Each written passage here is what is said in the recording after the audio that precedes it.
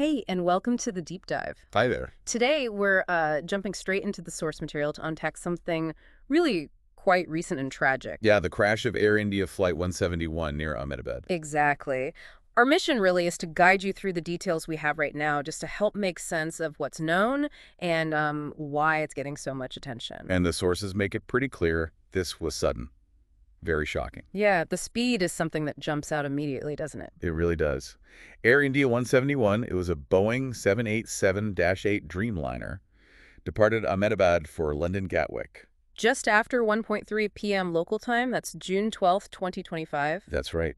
and the crash happened just minutes later. Minutes. Impacting a residential area, Meghaninagar, Yeah. incredibly close to the airport still. So close. And the numbers. Yeah. The material gives us the numbers. 242 people on board. Yep, 230 passengers, 12 crew members. And nationalities are broken down, too. They are. The sources list 169 Indian nationals, 53 British, 7 Portuguese, and 1 Canadian passenger. Okay. And was there any kind of warning, any communication from the cockpit?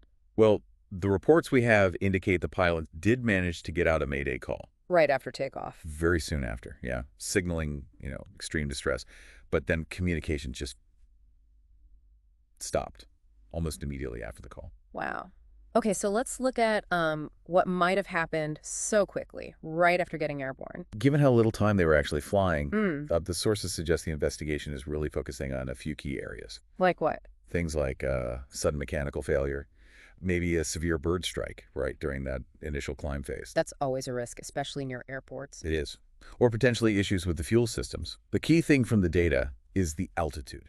Only 625 feet, the sources say. Exactly. 625 feet. That's critically low. They were still very much in that demanding phase right after takeoff when the signal was lost. Mm. That altitude is, well, it's highly significant. Has anything come out yet in the material we have about the plane's maintenance history? Not specifically, no.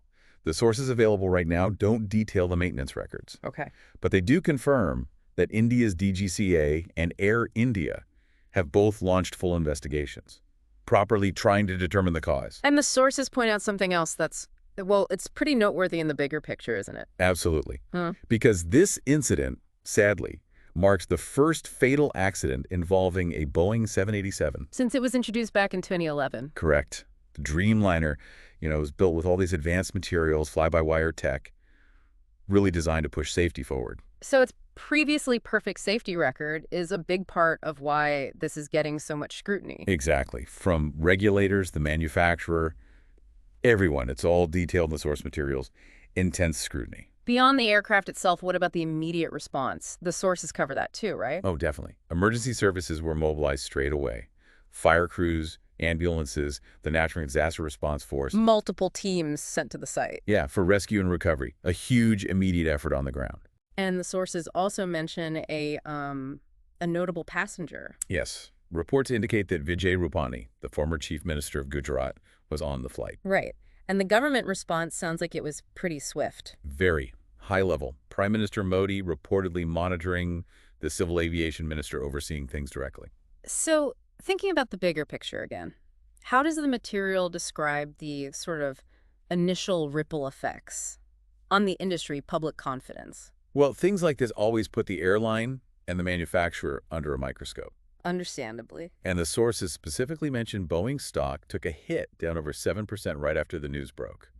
That reflects investor concerns, Yeah, the market reaction. And what about just people flying? Does it shake confidence? It certainly can, at least initially, even though flying is statistically very safe. High-profile accidents, they tend to affect public perception. So transparency is key now. Absolutely.